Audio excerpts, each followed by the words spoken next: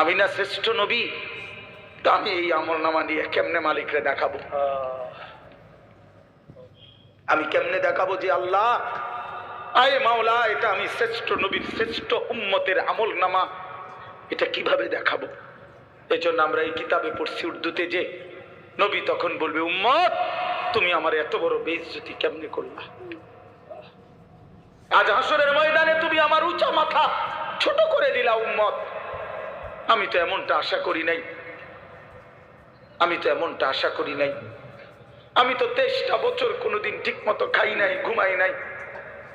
আমি তো 23টা বছর দুয়ারে দুয়ারে ঘুরছি, কবি আরশ পর কবি ফরশ পর, কবি উনকে দর কবি দর বদর, গমে আশিকি তেরা শুক্রিয়া, मैं कहां कहां से गुजर गया।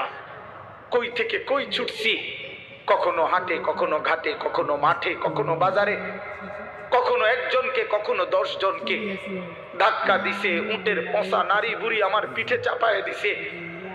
আবু লাহাব আমারে গামছা দিয়া ধরে টাইনা কাবা ঘরের সীমানা থেকে টেনে বের করে দিছে। আবু জাহেল আমারে ধাক্কা দিতে দিতে খানায় কাবার সীমানা থেকে বের করে দিছে। আমি এত অপমান সইলাম, এত বেইজ্জতি সইলাম, আমি এত পাথরের আঘাত সইলাম, বিনিময় উম্মত তোদের কাছে আমার এই কলিজা ছেঁড়া রক্ত ভেজা দিন দিয়ে গেলাম, ইসলাম দিয়ে গেলাম, কোরআন দিয়ে গেলাম, সবকিছু এভাবে ছুঁড়ে ফেলে দিছ। আজ 30 বছরে যে নবীর কথা মনে পড়ে নাই, 60 বছর বয়স এখনো বিড়ি সিগারেট খান মিয়া, কেমনে নবীজির সামনে দাঁড়াইবেন? এই উম্মত, এই মুসলমান, আল্লাহর সাক্ষী রেখে আজকে রাতে ঘুমাইবার আগে একবার ভাইবেন, একবার ভাইবেন, একবার। 60 বছর বয়সেও বিড়ি সিগারেট ছাড়তে পারেন নাই, 60 বছর বয়সেও গালি দেওয়া বন্ধ করতে পারেন নাই, 60 বছর বয়সেও চা দোকানে নাচ গান বেড়ি দেখার অভ্যাস ছাড়তে পারেন নাই, 60 বছর বয়সেও সুদের টাকা দিচ্ছেন, কিস্তিতে টাকা নিতেছেন। আরে হারামখোর, কেমনে নবীর সামনে দাঁড়াইবা? কেমনে দাঁড়াইবা বাপ? ওই চাচা,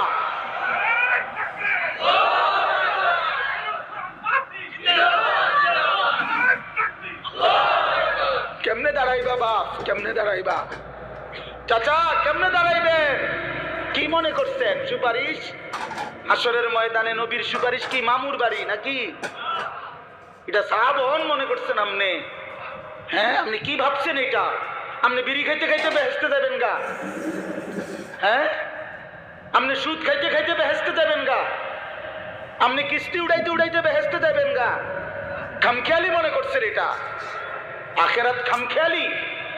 খোদার কসম, কোরআন শরীফে আছে ১৪ লক্ষ আম্বিয়া আদম থেকে নবী মুহাম্মদ সাল্লাল্লাহু আলাইহি সাল্লাম পর্যন্ত হাসরের ময়দানের ভয়ে দিবানিশি কাঁদছে। এমন কোন নবী নাই, এমন কোন নবী নাই হাসরের ময়দানে কাঁদছে, হাসরের ময়দানের ভয়ে কাঁদে নাই। এমন কোন সাহাবী নাই যারা হাসরের ময়দানের ভয়ে কাঁদে নাই। এমন কোন আউলিয়া নাই যারা হাসরের ময়দানের ভয়ে কাঁদে নাই। নালে আউলিয়া কেরাম কাঁদছে কি লেগে? বাতের লেগে, চিরা বই বনের লেগে কাঁদছে। কিসের জন্য?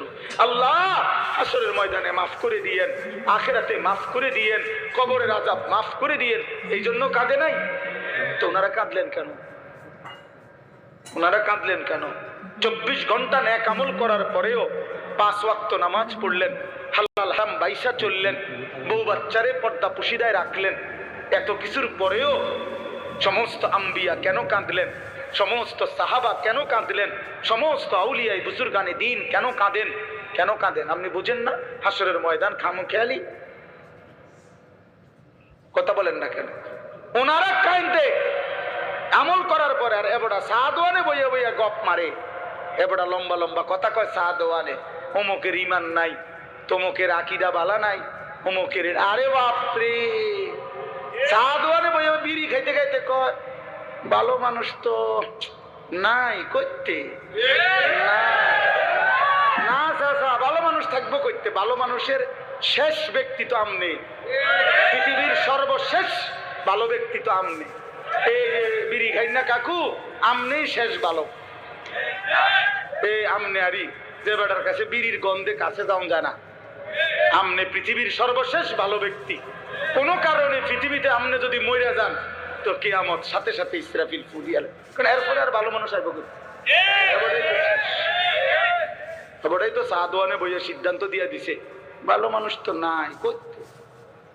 টেলিভিশন চায়, টেলিভিশনের দিকে তাকায় তাকায় কয় আস্তাগফিরুল্লাহ আস্তাগফিরুল্লাহ। কি তো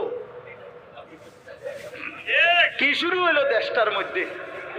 আমি বলছি একদিন রে চাচা আপনি যেটি চাইতে আছেন এটি শুরু হয়েছে। আর কি শুরু হয়েছে মানে নাটক শুরু হয়েছে, সিনেমা শুরু হয়েছে, আর বেডির নাচ শুরু হয়েছে। আর কি তা এটা নিয়ে আস্তাগফিরুল্লাহ, টেলিভিশনের দিকে চাইয়া চাইয়া নিয়ে আস্তাগফিরুল্লাহ।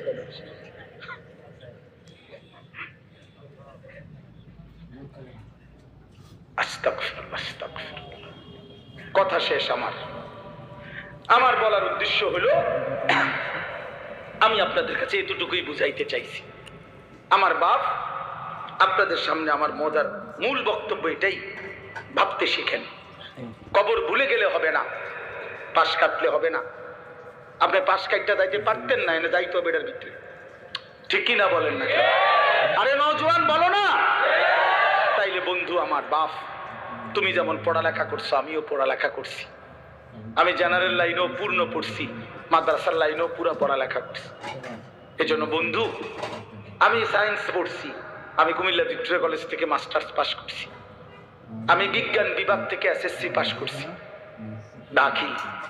অতএব তুমি আমারে অনুরোধ করছি নওজোয়ান, তুমি ভুল করো না, তুমি ভুল করো না।